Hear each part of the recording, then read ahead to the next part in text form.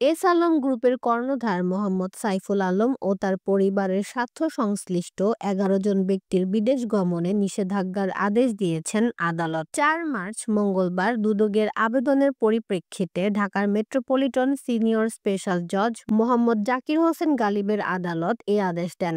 দুদকের আদালতের প্রসিকিউশন বিভাগের সহকারী পরিচালক আমিনুল ইসলাম বলেন, দুদকের পক্ষে এ আবেদন করা হয়। শুনানি শেষে আদালত আবেদনটি মঞ্জুর করেন।